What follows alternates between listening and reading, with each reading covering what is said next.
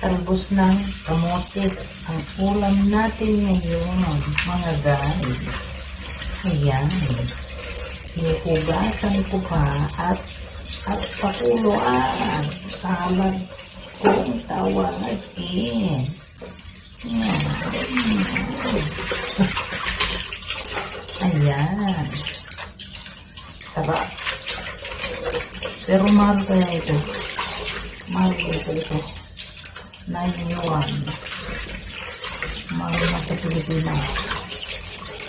Nasa 79 ko. 70 plus. Sabihin mo na lang. Ito. Ayan. Talbos ng kamote. Ayan.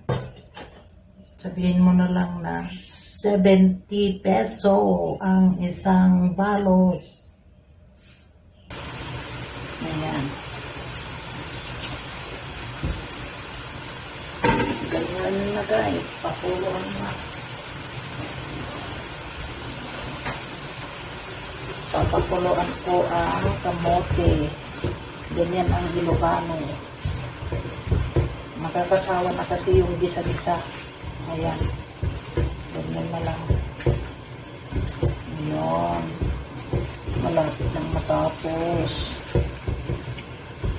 Ayan guys. Yung kamote.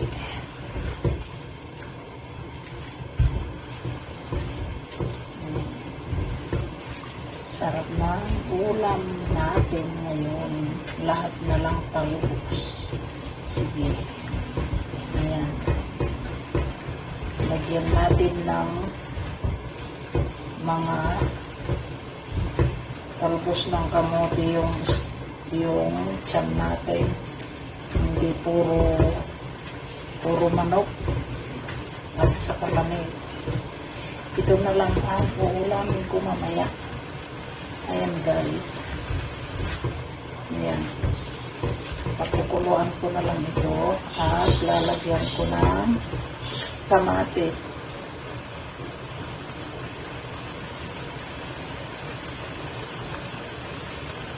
Ayan guys. Okay na yan. Tapos lalagay ko dito sa plato. Ayan. Ayan guys, tapos na.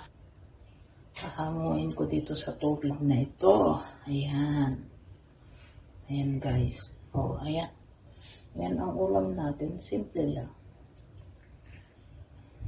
Ayan. Nag-iisa naman tayong kakain. Wala naman tayong amo ngayon. Ayun. Hindi pa makuha-kuha. Bakit? Lulundag ka pa? Buhay ka pa? Buhay ka pa ba?